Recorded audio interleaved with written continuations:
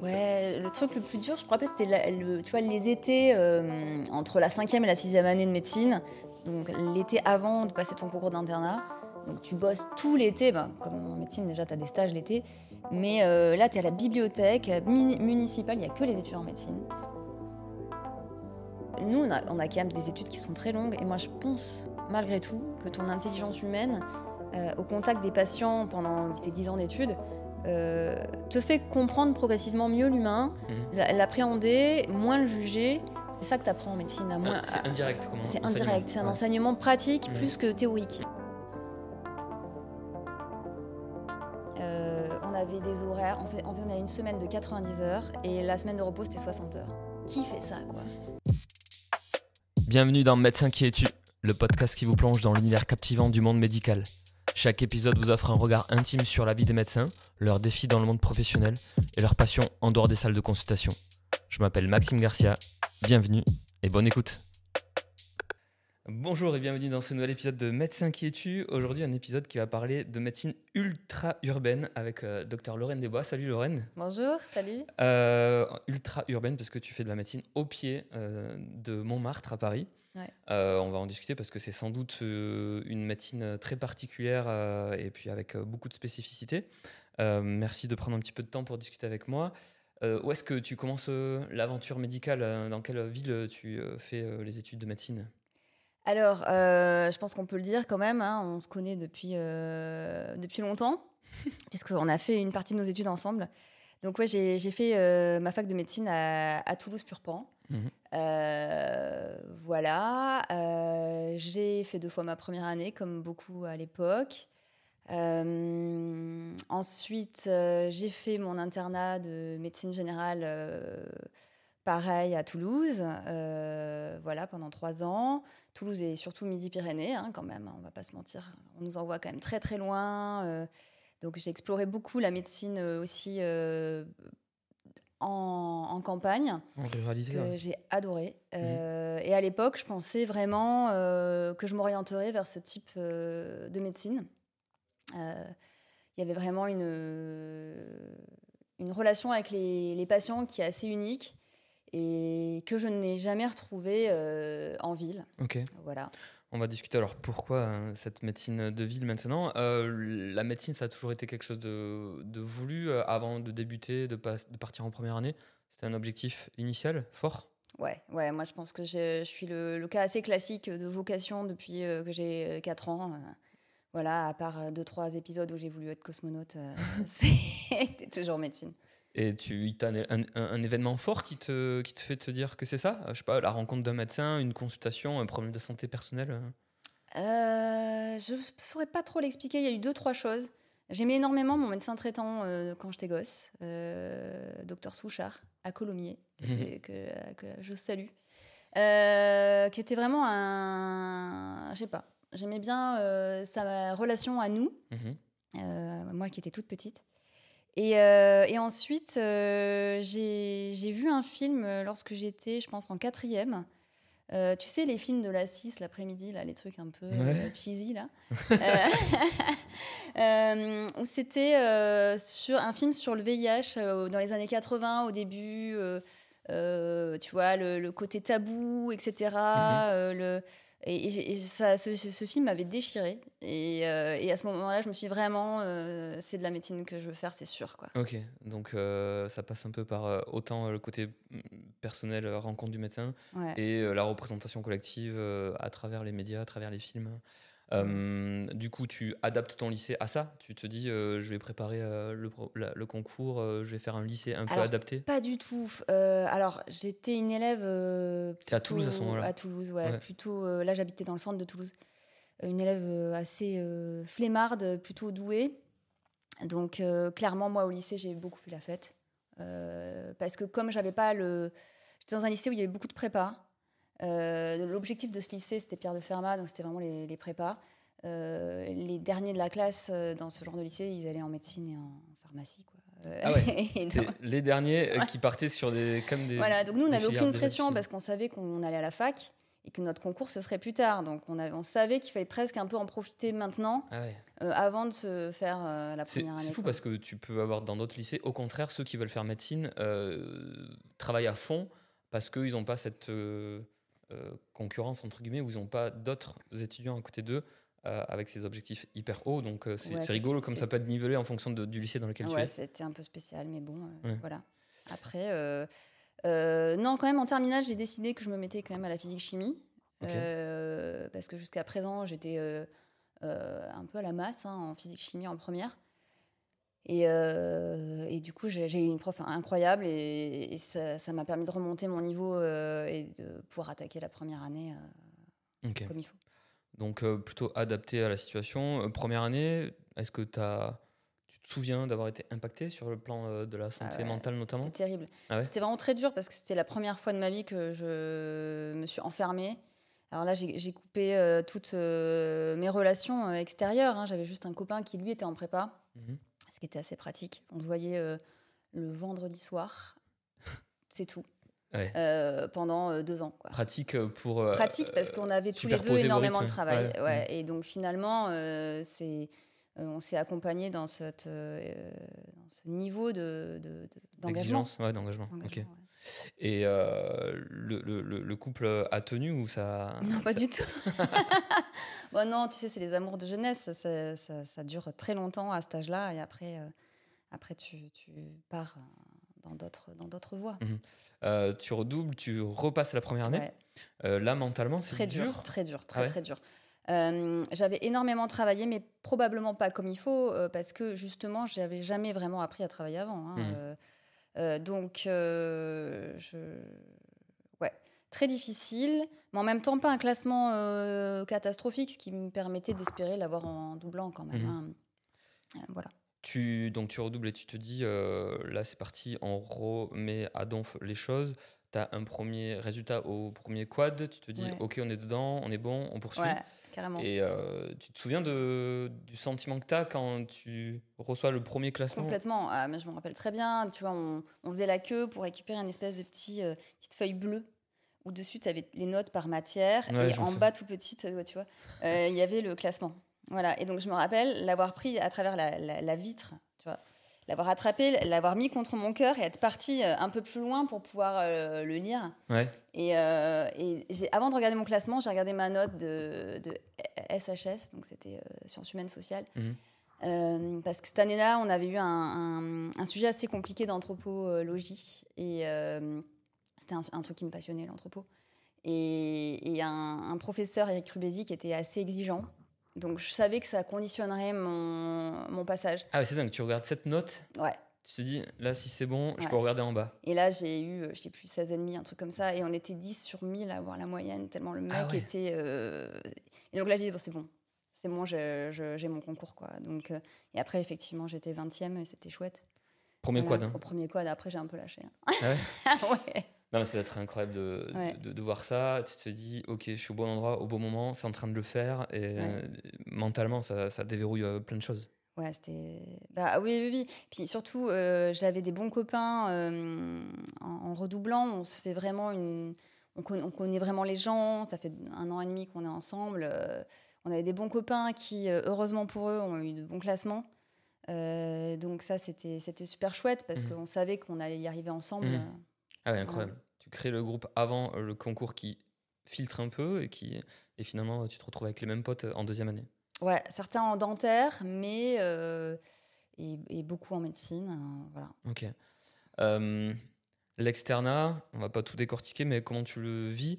Est-ce que tu te remets en question ? Est-ce que tu remets en question le parcours à un moment donné ? Tu te dis, là c'est full médecine, c'est quand même peut-être pas pour moi, et tu as des échecs ? Fin d'externat, ouais. Clairement, au début de l'externat, en 4e année, tu vas enfin à des stages un peu plus longs qu'avant à l'hôpital, donc tu touches enfin ce pourquoi tu te bagarres depuis des années, parce que c'est quand même énormément de boulot. Et donc, moi, j'ai adoré les stages. J'avais une co-externe avec qui on s'est suivi quasiment sur tous les stages, Sophie Dardenne, qui est gériatre maintenant, qui est géniale. Okay. Voilà, et on a eu une vraie complicité toutes les deux. On a eu des stages incroyables. J'ai eu la chance d'avoir un stage fabuleux qui était le SMIT, donc le service de maladies infectieuses tropicales, qui, à la fin de chaque matinée, on avait un cours avec un des professeurs du service. Et c'est là que j'ai appris la médecine de mes rêves, parce que c'était le vrai diagnostic, l'histoire de la maladie, la courbe de température, la pancarte, un peu à l'ancienne. Mais finalement, c'était une vraie manière d'enquête pour le diagnostic. Et je crois que ça a forgé vraiment le médecin que je suis, parce que c'était les bases les plus importantes. Moi, je l'ai touché du doigt un peu tard que les maladies infectieuses, que la médecine infectieuse était une spécialité incroyable qui demande rigueur clinique, connaissance, la partie microbiologie. C'est vrai que c'est une spé, je pense, de laquelle je suis un peu passé à côté. Mais avec le recul maintenant, quand on voit les motifs de consultation, c'est une spécialité centrale. Bien sûr. Ouais, c'est fabuleux. Et des échecs ou des coups de bambou sur le parcours de l'externat en te disant c'est compliqué, ou un souci avec un patient, avec une prise en charge, avec un chef? Non, avec les stages, j'ai eu de la chance, sont globalement bien passés. Après, c'était fin d'externat assez dur parce qu'on avait la pression du concours de l'internat qui était énorme. Et donc, on avait énormément de travail personnel à fournir en dehors des stages. Donc, on profitait moins des stages, on va dire, en fin de 5e, 6e année, parce qu'on se disait, oh là là, je perds du temps sur mon temps à la bibliothèque pour aller bosser mes cours. Et alors que c'est une aubaine incroyable d'être en service, de rencontrer des gens, de profiter de tout le personnel, les profs autour de nous. C'est vrai que le concours d'internat, il nous permet de travailler sur les bouquins et donc d'acquérir plein de choses, mais on loupe des moments incroyables à l'hôpital, quoi. T'as un objectif pour le concours d'internat? Alors moi je voulais, je fais pas du tout ce que je faisais, ce que je voulais. Mais ça a été presque une chance dans ma vie, je pense. Moi, mon objectif, quand j'ai fait médecine, c'était de faire de l'obstétrique. Pour pas faire de l'obstétrique, pour faire de la procréation médicalement assistée. C'était vraiment ce qui m'intéressait. J'avais fait d'ailleurs un UE du master de... Tu sais, on faisait des masters de bio en parallèle. Et j'avais fait une UE sur la médecine reproductive. C'était vraiment un truc qui me tenait à cœur, que je ne peux pas expliquer. Et donc, au concours de l'ECN, je me retrouve plutôt en milieu de classement, ce qui ne me permet pas de faire cette spécialité-là. Ça m'offre des options, mais pas forcément celles que j'avais imaginées. Donc là, c'est très difficile. Surtout qu'une de mes meilleures amies, elle, a cette spécialité. Mais finalement, je prends le parti de me dire... En fait, non, c'est pas ça. J'ai un copain qui a 2 ans de plus, qui est brillant, qui était classé, je sais pas, dans les 1000 premiers à l'ECN et qui avait choisi la médecine générale pour lui devenir infectiologue.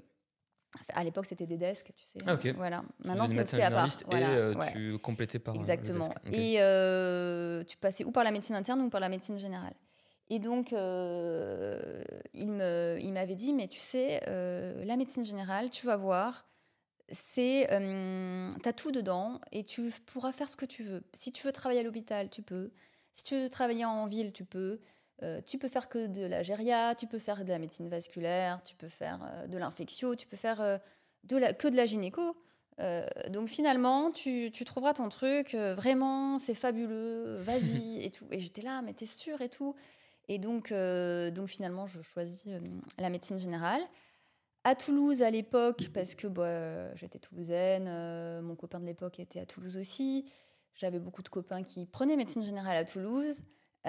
Donc, je me suis dit, là, on va avoir une super ambiance de promo, ce qui a été le cas, on s'est bien amusé. Et voilà, on a commencé... T'as pas du tout envisagé Paris, la vie urbaine de la capitale? Pas du tout. J'étais avec un Toulousain à l'époque, on vivait là. Et puis non, urbaine, moi je vivais dans Toulouse Centre. Ce qui déjà... Voilà. Une vie urbaine. Une vie urbaine déjà. Et puis après, on avait les stages. Voilà, donc les stages, tu pars 6 mois en internat. Donc on vivait dans une chambre de 9 mètres carrés avec la fenêtre porte. À Castres, c'était horrible. Voilà. Ou à Saint-Gaudens. À Saint-Gaudens, c'était sympa. On avait une espèce de petite maisonnette sur le jardin de l'hôpital. Ok. Voilà, et très bonne ambiance. Voilà. Et puis après, j'ai eu beaucoup de stages à Montauban. C'était des stages qui étaient assez recherchés parce qu'ils nous permettaient de rentrer à Toulouse le soir.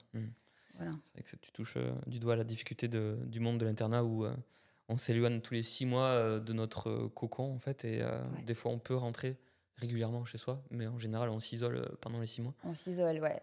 Ouais, et puis voilà, t'as les amis à droite à gauche, ça peut être à 3 heures de route, dans ton couple, tout ça, donc c'est quand même pas facile, hein, parce qu'on est quand même des jeunes adultes à cet âge-là, et donc c'est presque un empêchement de commencer ta vie personnelle. Ouais.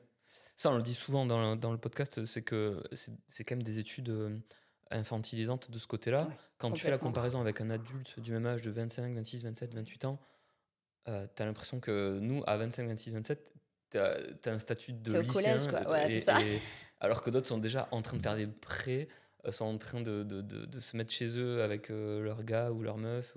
Enfin, c'est vraiment palpable quand tu compares deux personnes. Quand tu nous compares entre nous, entre internes ou entre étudiants en médecine, bah, tu te dis homogène, ok, pas de souci. Mais quand tu regardes et que tu sors de la sphère médicale, c'est assez ouf la différence, quoi.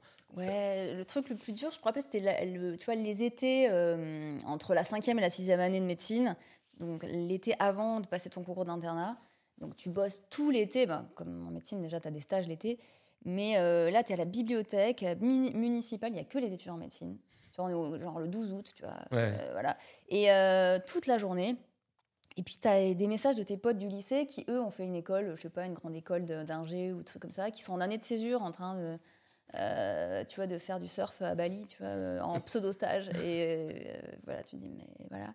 Et à contrario, tu as aussi des gens qui sont déjà dans la vraie vie active, qui bossent. Parce que finalement, dans les grandes études supérieures qu'il existe, médecine, c'est quand même, en termes d'investissement, je pense qu'il y a... C'est le plus haut. Le plus haut. Ouais.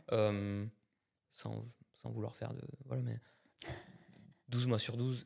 Ouais, c'est que ça. Que ça, tout le temps. Ouais. Bah après, tu te fous un peu la santé en l'air. Hein. Moi, pendant l'internat, j'ai eu des problèmes de santé. Le stage des urgences, ça a été horrible. Heureusement, j'étais avec toujours Sophie Dardenne et après Fanny.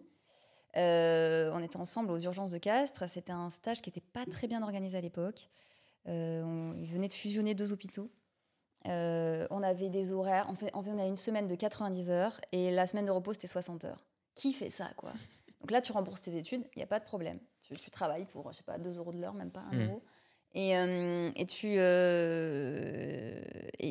niveau d'épuisement. Et là, voilà, quoi. Tu as des problèmes de santé, quoi. Ça arrive, quoi. La naissance du podcast, ça vient de là aussi. T'entends des fois des politiques vouloir nous imposer des modes d'installation, des lieux d'installation, parce qu'on est censé rembourser de l'argent, parce qu'on est payé pour nos études, etc.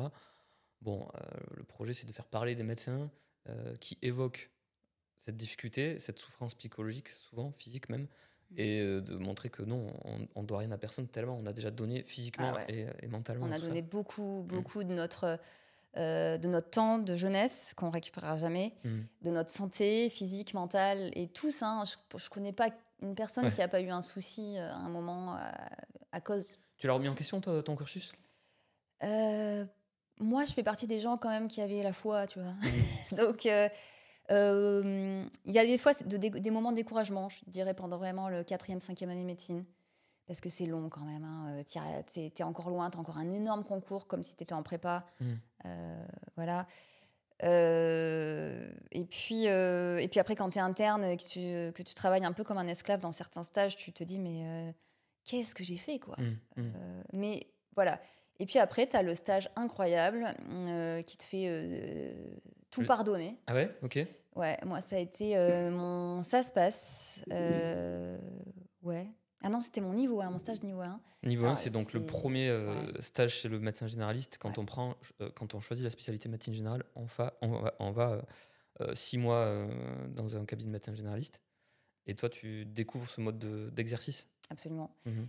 Génial. J'ai eu 2 maîtres de stage, un génial, bon, une un peu particulière, donc j'en parlerai pas. Mais j'ai eu un stage qui était donc à Moissac, chez un médecin. De belles villes, tu nous Ouais. cites depuis tout à l'heure de belles Bien villes du sûr, le sud-ouest. Tarn-et-Garonne, évidemment. Voilà. Midi-Pi. Ouais, j'avais fait. Attends, j'avais fait d'abord ce stage-là et après j'étais à Montauban. Voilà, c'est ça. Et donc chez Serge Riche, il était mythique. C'était un homme plein d'amour. J'ai adoré son rapport aux autres. J'ai trouvé que c'était une personne qui avait une écoute incroyable, toujours un sourire, toujours un mot gentil pour ses patients. Il n'y avait pas une consultation où on ne souriait pas, même dans des choses dramatiques. Et j'ai trouvé tellement... C'était vraiment le rêve un peu du médecin que je voulais être. Et donc ce stage, vraiment, je me suis dit, en fait, c'est la médecine générale, c'est extraordinaire. Parce que c'est vrai qu'on ne la touche pas du tout du doigt, cette médecine générale, pendant les 6 premières années. Ouais. Il y a un nouveau stage, je crois, qui a été intégré pour les étudiants de 4e, 5e ou 6e année pour aller passer un peu de temps là-bas. Mais sinon, on est imprégné de la vie hospitalière. Et c'est pas du tout l'activité de médecine générale. Et tu penses qu'on la touche pas assez du doigt avant le choix des spécialités ? Et que certains... On la touche mal du doigt. Parce que nous, on avait quand même, dans ma fac, un stage d'externe obligatoire en médecine générale. À l'époque, c'était la première fac à le faire. Alors moi, je suis assez moyennement tombée. Le médecin était assez sympa, mais était clairement en burn-out. Donc, il n'en pouvait plus. C'était un homme épuisé, essouré. Donc, ça donnait pas forcément une image... Il y a moyen qui t'amène avec lui dans les ténèbres, quoi. Voilà, tu te disais, mais mon Dieu, le pauvre, est-ce que c'est ça que je veux faire et tout. Alors là, c'était un stage en ville. Donc pour l'instant, la médecine de ville, c'était pas du tout mon truc. Voilà, et puis j'ai eu un stage en petite ville. Alors moi, ça que c'est pas si petit quand même. C'est pas non plus la race campagne, mais tu fais des visites à domicile au milieu des champs. Voilà, et tu rentres, on t'a offert un cajot de melon, quoi. C'est génial. Donc voilà, là j'ai eu ce stage fabuleux. Et je me suis dit, je veux faire de la médecine de campagne comme Serge. Ok. Et donc là, c'est le début de l'internat. Et c'est figé, tu te dis, ça sera ça. Tu regrettes pas le choix de spécialité. Ça te fait un peu oublier la gynéco-ops, tout ça? Alors oui. Par contre, j'ai un stage vraiment chouette de gynéco, parce qu'on a un stage obligatoire de gynécologie en médecine générale maintenant. Enfin maintenant, ça fait 20 ans. En pédiatrie et en gynéco obligatoire. Et je fais le premier stage en clinique de France, je crois. Je suis la première interne à aller en privé. Ok. Voilà, donc je me retrouve à l'époque à la clinique Ambroise Paré, chez un super gynécologue. Et donc, j'ai très formateur, très, très intéressant. Et donc là, je suis contente parce que je fais de la gynéco. Je me dis, ça me servira dans ma pratique, mais j'étais déjà passée chez le Prat.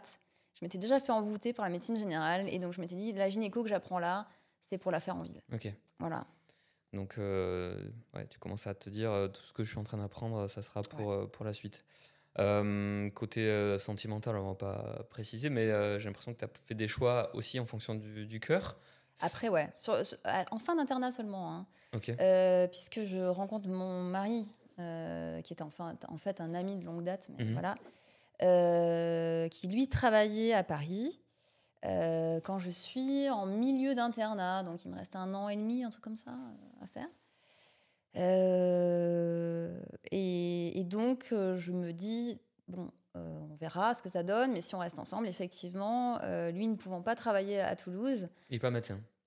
Et oui, j'ai réussi à sortir de la sphère médicale. Voilà, donc je me dis, il ne peut pas bosser à Toulouse, donc c'est forcément moi qui le rejoindrai. Voilà, donc étant donné qu'on a encore, j'espère pour longtemps, la liberté d'installation. Voilà, donc je le rejoins en fin d'internat. Le lendemain de la fin de l'internat, je déménage. Ah ouais? Ouais, voilà. Parce que vous étiez ensemble depuis combien de temps avant la fin de ton internat? 1 an et demi, un truc comme ça. Donc il fallait enchaîner et concrétiser un peu les choses. Mince, à un moment, il faut avancer dans ta vie, quoi. T'y as droit. T'as 44 voilà, t'as fini tes études, t'as 44 ans. Il faut y aller. Voilà, et donc on déménage.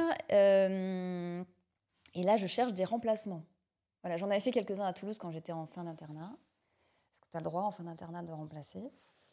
Et là, je cherche des remplacements, mais pas à Paris. Je cherche du semi-rural. Autour de Paris. Autour de Paris. Voilà. Donc Ok. moi, je vivais près de la gare du Nord. T'as quand même l'objectif, en tout Ouais. cas, t'as pas envie de rentrer dans la ville. Pour l'instant, je sais pas ce que c'est, la médecine de ville. Ok. Et donc, je fais un premier stage dans une ville qui n'est pas semi-rurale, hein, mais qui est déjà suffisamment loin de Paris pour être une petite ville, donc qui s'appelait Soisy-sur-Montmorency, dans le 95. Le cabinet était sympa, il y avait 5 médecins, bonne ambiance. C'était un congé mat, donc c'était un remplacement long. Mais je me suis retrouvée dans l'enfer des bouchons, du RER, et je me suis dit, vivant dans le centre, il va falloir un moment faire quelque chose. T'étais dans le centre et ouais. tu le fuyais pour aller bosser. Exactement. Ah ouais. Absurde. Voilà. Et donc finalement, je me dis, non, tu vas essayer de trouver des stages dans Paris. T'es en plat, ouais.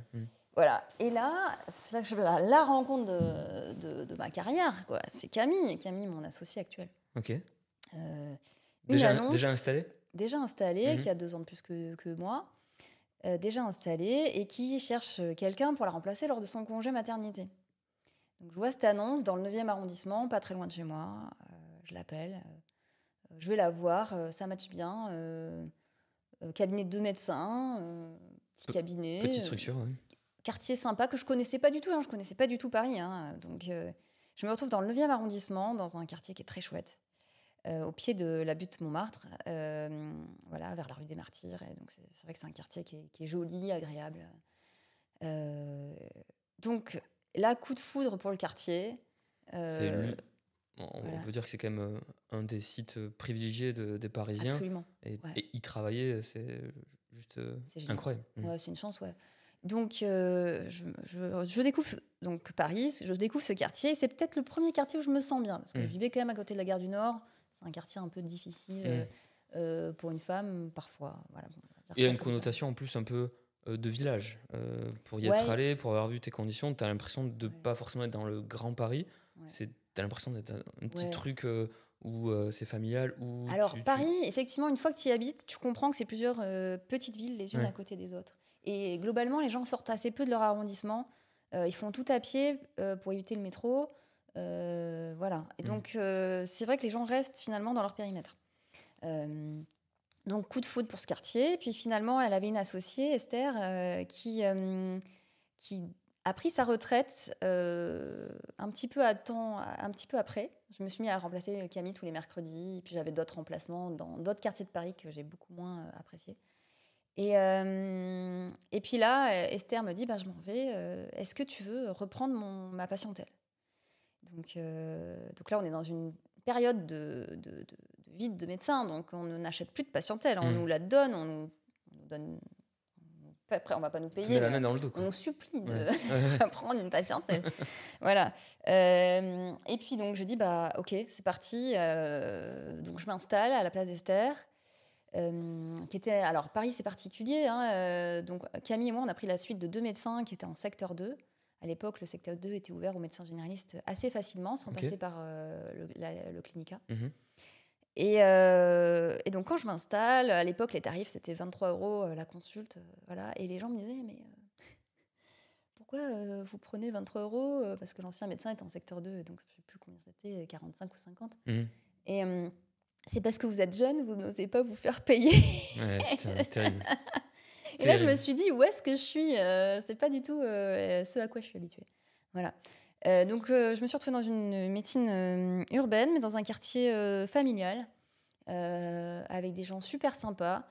Je me suis rendu compte que soigner les gens aisés, c'était pareil que soigner finalement des gens qui avaient moins de moyens, parce que en fait derrière les façades les gens ont tous vécu les mêmes choses, des traumas, des choses très difficiles et tout, et donc j'avais un peu un a priori sur la médecine de ville et les gens assez bourgeois, voilà, étant moi-même bourgeoise, mais je me disais, voilà, ils ont peut-être moins besoin. Et en fait, ils ont tout à fait autant besoin. Tu te rends compte que les motifs de consultation sont identiques ? Non, ce n'est pas les mêmes motifs de consultation, mais la souffrance, c'est la même. Voilà. C'est quoi alors la diff des motifs de consultation? Alors, en médecine de ville, tu auras un recours plus rapide au médecin. Tu vois, y a, tu connais Agathe, une amie qui travaille dans une vallée dans les Pyrénées, très très très loin des grandes villes. Et ces patients, ils vont mettre 1 mois, 2 mois, 3 mois à consulter alors qu'ils ont quelque chose de sérieux. En ville, ça va être assez rapide le recours au médecin. Les gens ont plus de ressources pour se prendre soin d'eux. Ils ont quand même plus de moyens financiers aussi, plus d'aide, ce qui permet aussi de se libérer du temps pour consulter. Plus sensibilisé peut-être à la question de santé? Voilà, alors peut-être. Et après, il y a une autre population en ville qui, pour le coup, est assez auto-centrée. Et là, c'est carrément autre chose. Là, on est sur de la surconsommation. Mais ok. Voilà. D'accord. C'est vrai que ça, c'est une vraie différence. La surconsommation, on peut l'avoir parfois en médecine un peu plus rurale, mais c'est pas le plus grand des profils. Tu as du coup des Parisiens, des petites stars parfois, parce que... Ouais, quand même. Oui, ouais. C'est pas des gens très connus, mais des gens, oui, un peu connus, forcément. Tu es dans un quartier de Paris, donc tu as un petit peu de tout. Tu as de tout. Tu as des personnes en grande précarité et puis des gens très, très, très bourgeois.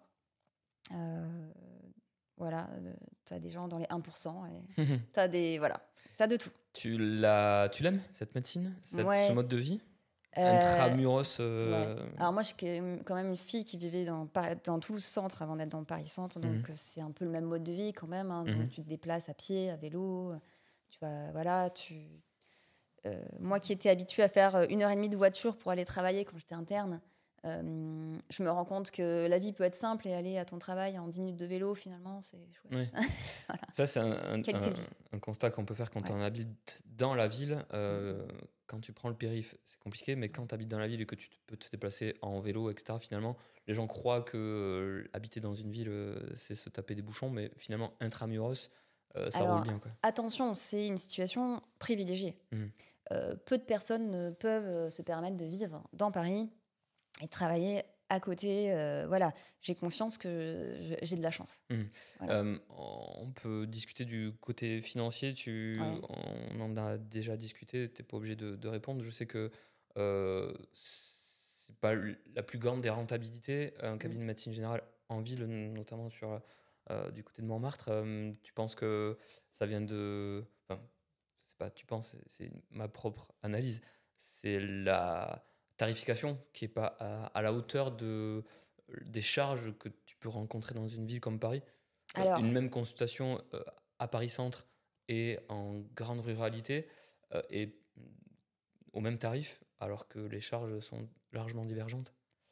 Oui, alors il faut savoir que pour être médecin en secteur 1 à Paris, sans faire de l'abattage, ce qui est le cas de Camille et moi, on est des passionnés, donc on garde des créneaux de 20 minutes, ce qui est quand même assez rare dans notre spécialité, pour être rentable. On garde des créneaux de 20 minutes parce qu'on aime ça et on n'a pas envie de faire un burn-out. On aime notre métier et c'est déjà suffisamment dur comme ça, certaines journées émotionnellement, etc., pour faire plus vite. On ne saura pas faire, on aime trop ça. Et donc, c'est vrai qu'il faut être, j'ai pas honte de le dire, sponsorisé. Tu vois, moi j'ai un conjoint qui gagne mieux sa vie que moi, ce qui nous permet de vivre dans Paris. Et moi de travailler avec des horaires acceptables pour ma santé. Sponsorisé par ton mec? Malheureusement, oui. C'est ce que je dis à mes patients, je leur dis. Et voilà, donc c'est vrai que sinon, c'est plus compliqué. C'est plus compliqué parce que clairement, les loyers sont très hauts. Voilà, et aussi bien les loyers du cabinet que le loyer ou le prêt de ton appartement pour vivre dans Paris. Donc finalement, effectivement, avec une consultation qui à l'époque était à 23, puis après 25, puis 26,50 et enfin 30. Quand tu fais 20 minutes, on a énormément de charges. Au final, tu as à peu près 2/3 de charges. L'URSSAF, tu payes le logiciel, le secrétariat. Les gens ne se rendent pas compte, on paye notre propre retraite, etc. On n'a pas non plus vraiment de congé maladie, ni de congé maternité, attention. Hein. Donc, certes, une grande liberté du libéral, mais avec un coût. Accepter de ne pas gagner énormément, mais pour vivre à Paris, tu ne peux pas le faire seul. Ou alors, il faut vraiment travailler comme un âne. Quoi. Et là, tu as orienté ou tu as une pratique particulière pour peut-être soit correspondre à tes attentes et tes passions, ou essayer de contourner ce côté financier, essayer d'aller chercher un peu plus de rentabilité? Alors oui et non, parce que je te dirais plutôt pour le côté intérêt que pour le côté financier, parce que Camille, mon associé me dira que je suis incapable de gagner de l'argent. Voilà. Je fais de l'acupuncture. Alors pourquoi ?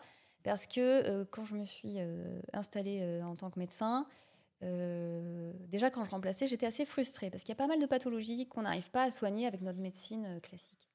Donc, par exemple, tu vois, des troubles fonctionnels intestinaux, de l'eczéma, du psoriasis, certains troubles du sommeil, des tas de choses comme ça, où tu es assez limité.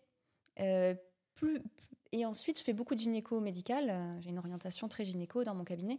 Et les femmes enceintes, par exemple, tu ne peux pas leur donner énormément de médicaments. Donc, tu te trouves assez vite face à un mur. Et il faut soulager les gens.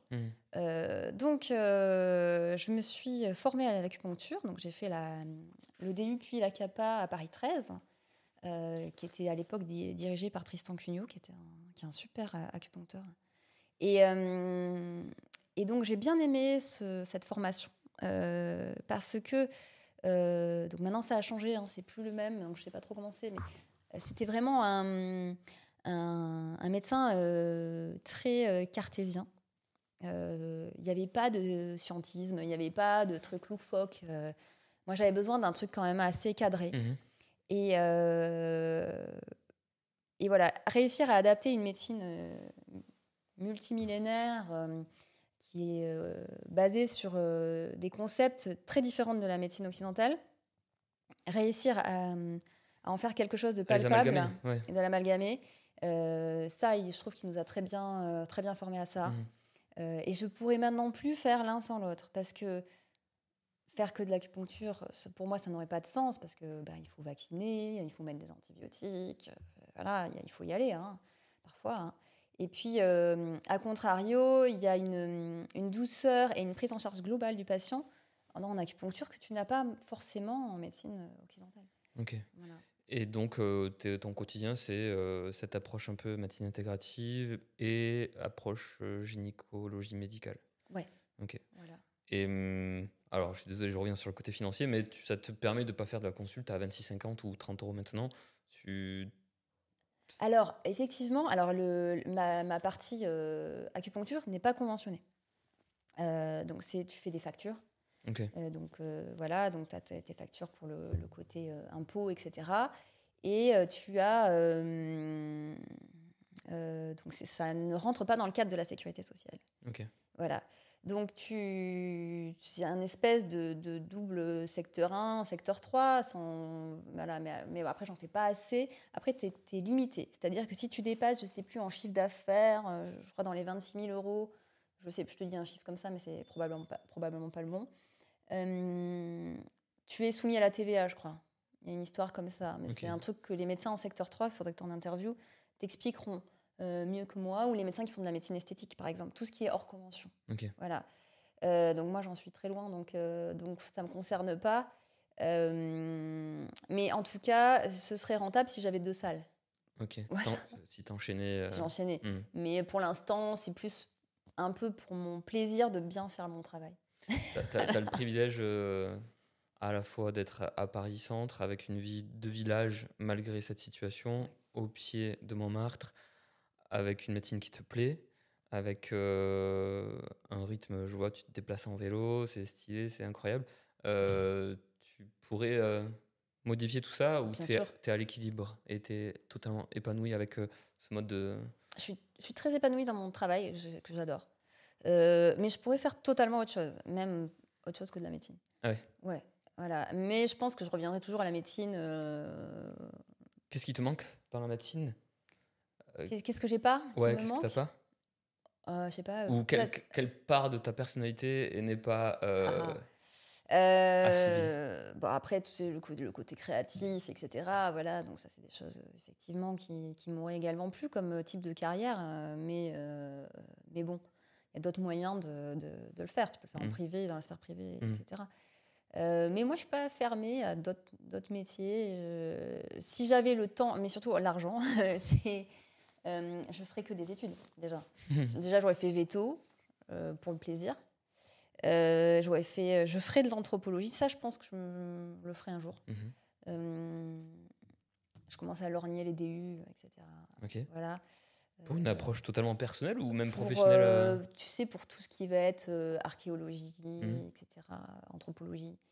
Et non, pour une autre carrière, quoi. Peut-être un jour, qui sait. Voilà, c'est des choses qui me passionnent. Voilà. Dans le podcast, je pose souvent la question de la place la place du curseur dans l'investissement de la médecine. Quel est pour toi le rôle de la médecine? C'est quoi pour toi ce métier? C'est un métier passion dans lequel tu donneras tout? C'est un métier alimentaire? Est-ce que ça a évolué ce statut justement depuis le début de tes études médicales? Ouais, au début, c'était vraiment la passion. Je voulais absolument soigner les gens, sauver le monde. Bon, tu te rends compte rapidement que tu peux pas sauver tout le monde. Là où je suis contente, c'est qu'on fait du bien. J'ai l'impression qu'on fait quand même du bien. Alors évidemment, il y a des fois on fait des bourdes et des fois on n'est pas en face, on n'est pas bien.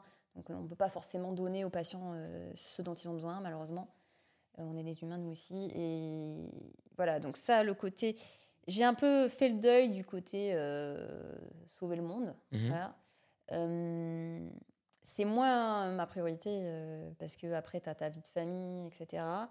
Mais je crois que finalement, ce qui m'intéresse, c'est étudier l'humain. C'est pour ça que l'anthropologie, c'est quelque chose qui m'intéresse, parce que c'est étudier l'humain du passé pour comprendre. Voilà. J'ai fait un épisode avec Damien Mascret, médecin, qui est aussi journaliste, qui est aussi sexologue. Je ne sais pas s'il sera sorti avant ou après cet épisode, mais on parlait de sexologie et donc de sociologie. Ouais. On nous tape fort sur la tête avec les sciences humaines en première année, mais après, totalement oublié.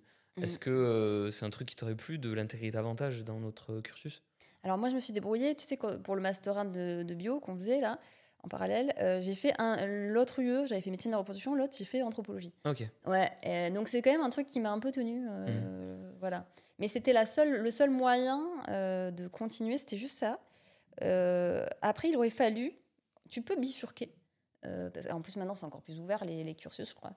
Mais tu peux complètement bifurquer de la médecine vers l'anthropologie maintenant à la fac. Hein. Mais après, c'est autre chose.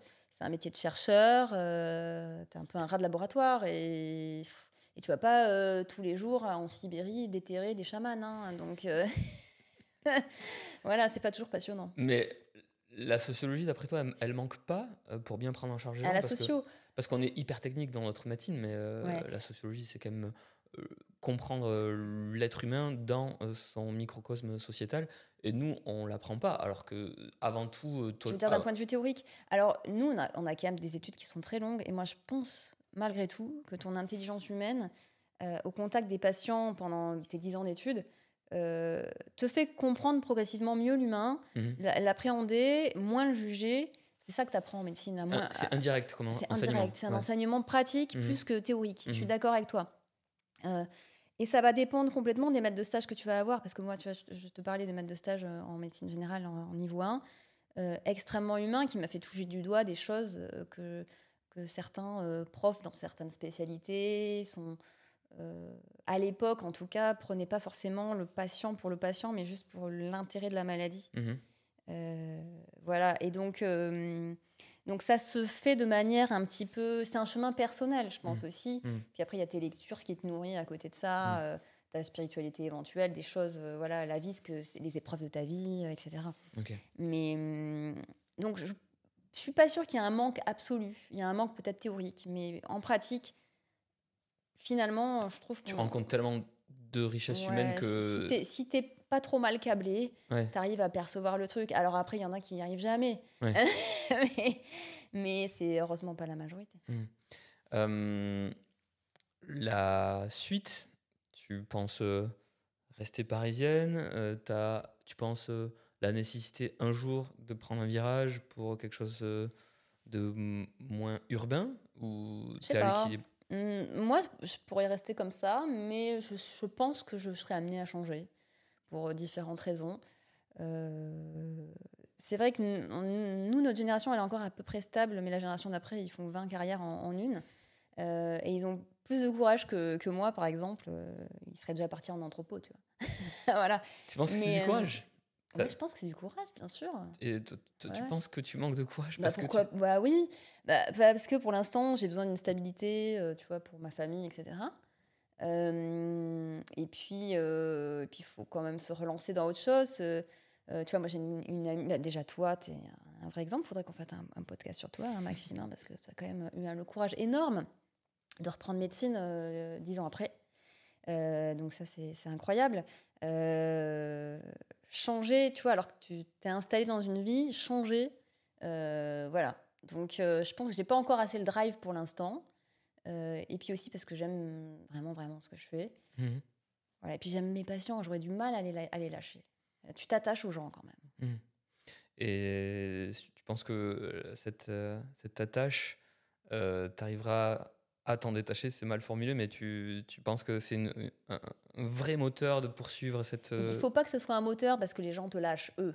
Ah ouais? Bah, bien sûr, c'est évident. Tu es déçu dans les rapports humains, globalement, pour tout, tu vois. Enfin, c'est la vie, tu vois. Non, mais c'est vrai. Faut pas trop attendre des patients. Il y en a qui te le rendent bien. Il y en a absolument pas. Donc, voilà. Non, c'est vrai qu'il y a des... Tu t'attaches à des histoires de vie. C'est vrai que tu traverses des épreuves avec eux. Tu leur tiens la main. Et puis eux aussi te donnent, hein, eux aussi t'apportent des choses humainement, quand même, je trouve. Ok. Ils t'apprennent un peu la vie. Voilà. Lorraine, merci beaucoup. On va finir sur ça, sur que les patients nous apprennent des choses. C'est vraiment ouf comme type d'activité. J'ai vu le cabinet. En 2 secondes, tu es à Montmartre. Tu prends le vélo pour rentrer à la maison. Oui. Non, mais c'est vraiment pas ce qu'on imagine quand on s'imagine un médecin généraliste dans Paris. On se dit c'est la cohue, on se dit l'énervement. Et les visites à domicile à vélo. Ouais. Ou à pied. T'en as beaucoup? Peu maintenant, Ouais. mais Camille, mon associé, en a énormément. Ouais. Ouais. Elle est incroyable. Tu dois voir des appartements bourgeois. Oui. Ça, je peux pas te dire, mais oui. Ouais. Ok. Bah, merci beaucoup. Ouais. Bonne continuation. Peut-être que tu nous donneras des nouvelles plus tard de si les choses sont stables à Paris intramuros ou pas. On espère. Merci pour votre écoute et puis Voilà. à bientôt tout le monde pour de nouveaux épisodes. Salut tout le monde. Salut Max. Salut. Voilà, c'était un épisode de Médecin qui es-tu. Merci d'avoir écouté. Je vous invite à vous abonner en cliquant sur la petite clochette. Comme ça, vous serez averti de la sortie de nouveaux épisodes. À bientôt.